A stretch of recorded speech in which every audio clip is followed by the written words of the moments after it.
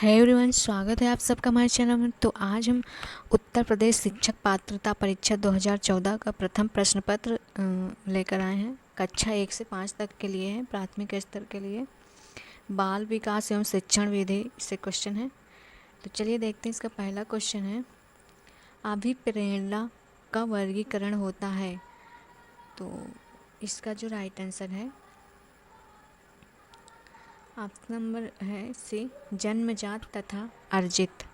मनोवैज्ञानिक Abraham Maslow ने अभिप्रेरकों को जन्मजात अभिप्रेरक और अर्जित अभिप्रेरक में वर्गीकृत किया है। जन्मजात अभिप्रेरक वे प्रेरक होते हैं जो व्यक्ति में जन्म से पाए जाते हैं, जैसे भूख, प्यास, निद्रा, विश्राम इत्यादि। जबकि अर्जित अभिप्रेरक वे होते हैं जो अनुभवों प्रयासों से प्राप्त करते हैं हम, जैसे रुचि है, प्रतिष्ठा है, सामाजिकता है इत्यादि।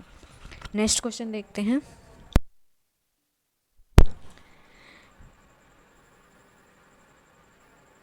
नेक्स्ट क्वेश्चन है, सीखने की प्रक्रिया में सीखने का स्थानांतरण होता है, स्थानांतरण हो सकता है। तो इसका जो right answer option number D है, उपरोक्त सभी सकारात्मक हो सकता है, नकारात्मक हो सकता है, शून्य भी हो सकता है। सीखने में स्थानांतरण का अर्थ है सीखने के प्रभावों का किसी दूसरे के कार्य निष्पादन पर असर पड़ना। तो 3 भागों में वर्गीकृत किया गया है, सकारात्मक प्रभाव, नकारात्मक प्रभाव और शून्य प्रभाव। नेक्स्ट क्वेश्चन देखते हैं, निम्न में से कौन सा अंतर्दृष्टि द्वारा सीखने की व्याख्या करता है। तो एक गेस्टाल्टवाद करता है। सीखने के अंतर्दृष्टि सिद्धांत के प्रवर्तक कोहलर हैं। गेस्टाल्ट सिद्धांतवादी मनोवैज्ञानिकों ने सीखने के अंतर्दृष्टि सिद्धांत को बढ़ावा दिया और बताया कि व्यक्ति अपनी संपूर्ण परिस्थितियों को अपनी मानसिक शक्ति की वजह से अच्छी तरह से सीख लेता है। गेस्टाल्टवादी मूलतः जर्मनी के निवासी थे, जिन्होंने अपने सिद्धांत का प्रयोग सुल्तान नामक वनमानुष पर किया। व्यवस्थित पाठ्यक्रम निर्माण, अंतर विषय गमन, शिक्षा उद्देश्यों तथा अभिप्रेरणा पर जोर देने की प्रवृत्ति गेस्टाल्टवाद की देन है। नेक्स्ट क्वेश्चन देखते हैं, किस वैज्ञानिक ने सीखने की सामग्री के रूप में निरर्थक शब्दों का प्रयोग किया। तो इसका जो राइट आंसर है ऑप्शन नंबर हो जाएगा सी, एबिंगहॉस।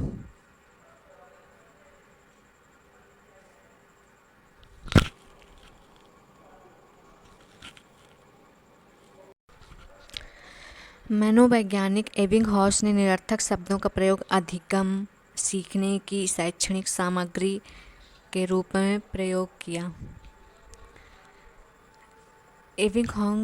एबिंगहॉस ने कहा कि निरर्थक शब्दों का प्रयोग से धीरे धीरे सार्थक शब्दों का प्रयोग करना सरल और सुगम हो सकता है। शाब्दिक अर्थ है, गत्यात्मक अधिगम है और अधिगम है। नेक्स्ट क्वेश्चन देखते हैं, समस्या समाधान अधिगम। नेक्स्ट क्वेश्चन देखते हैं, सीखने के नियम किसने दिया। तो ये थॉर्नडाइक ने दिया।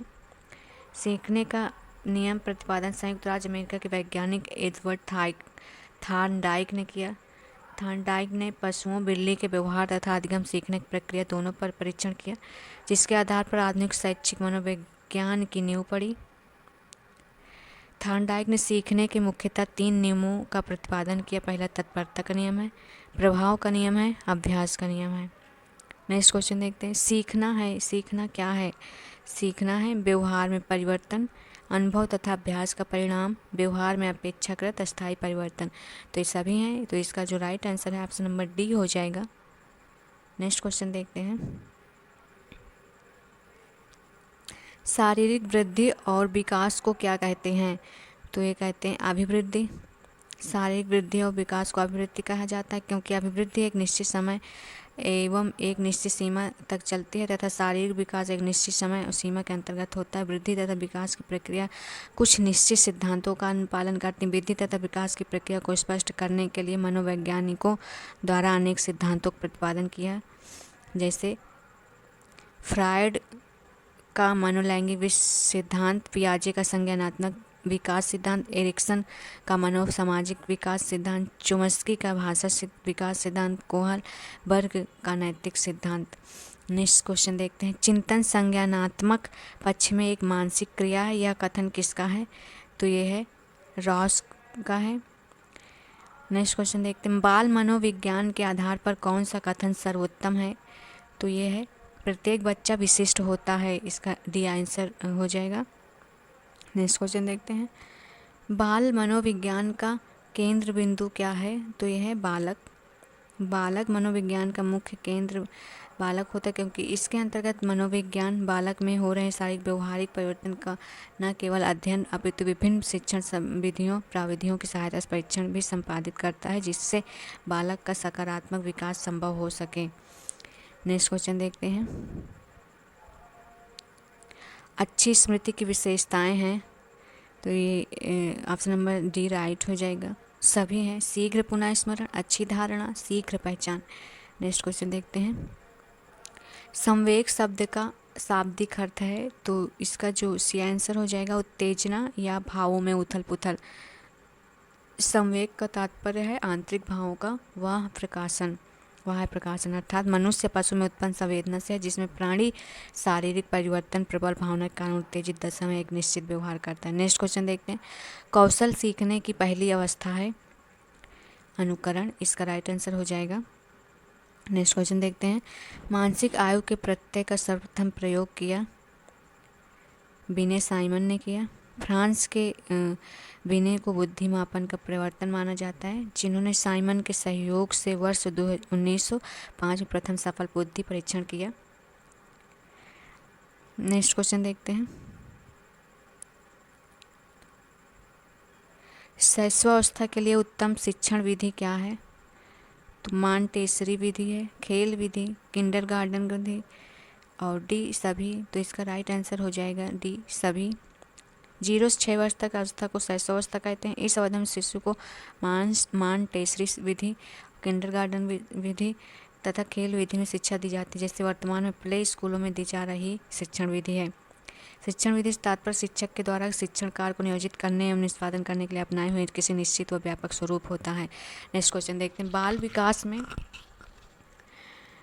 विकास में इसका right answer option number D हो जाएगा। प्रक्रिया पर बल है, वातावरण और अनुभव की भूमिका पर बल है, गर्भावस्था से किशोरावस्था तक अध्ययन। तो इसका जो right answer option number D हो जाएगा। नेक्स्ट क्वेश्चन देखते हैं, बाल विकास का अध्ययन क्षेत्र है। तो इसका जो अध्ययन क्षेत्र है, बाल विकास की विभिन्न अवस्थाओं का अध्ययन, वातावरण का बाल विकास पर पड़ने वाले प्रभाव का अध्ययन, वैयक्तिक विभिन्नताओं का अध्ययन और डी है, डी इसका राइट आंसर हो जाएगा। नेक्स्ट क्वेश्चन देखते हैं,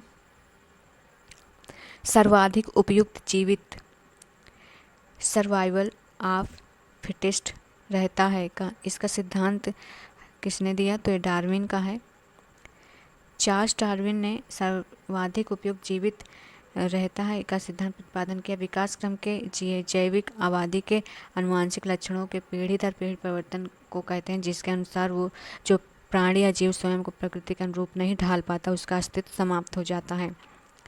नेक्स्ट क्वेश्चन देखते हैं,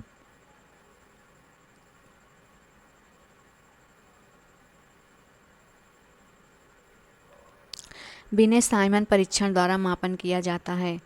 तो किसका मापन किया जाता है? समान बुद्धि का।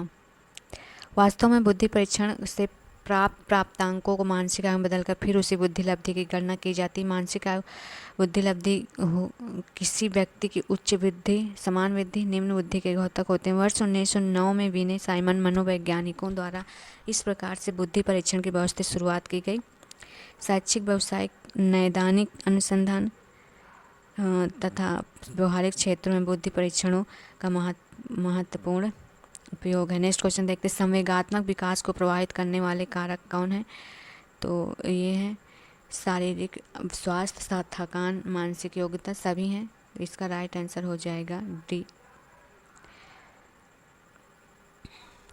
शैशवावस्था, बाल्यावस्था तथा किशोरावस्था में होने वाले संवेगात्मक विकास को प्रभावित करने वाले कुछ प्रमुख कारक हैं।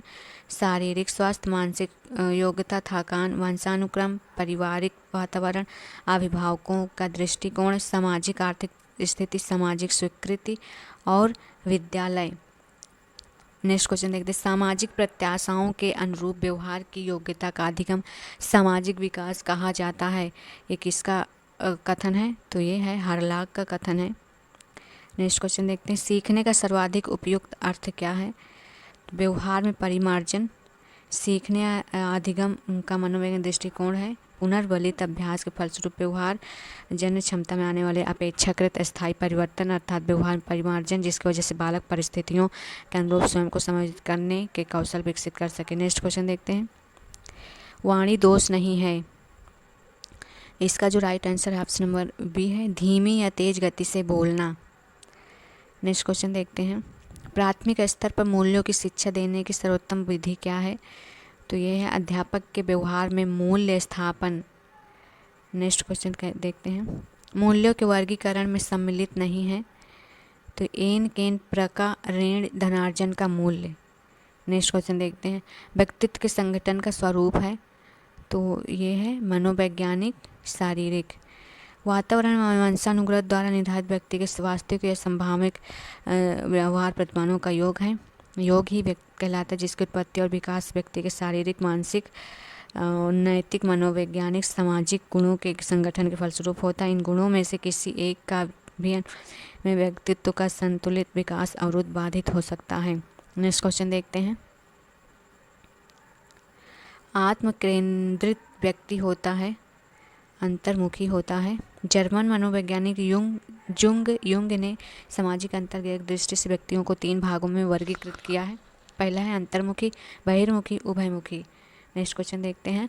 अपने ऊर्जा बल को बाहर की ओर अभिव्यक्त करने वाले व्यक्ति का प्रकार होता है बहिर्मुखी व्यक्तित्व होता है। नेक्स्ट क्वेश्चन देखते हैं। कक्षा 4 का एक बच्चा सदैव चिंतित और कुंठित रहता है, आप क्या करेंगे? स्वयं परामर्शदाता की भूमिका का निर्वाह करेंगे। इसका सी आंसर राइट हो जाएगा। नेक्स्ट क्वेश्चन देखते हैं।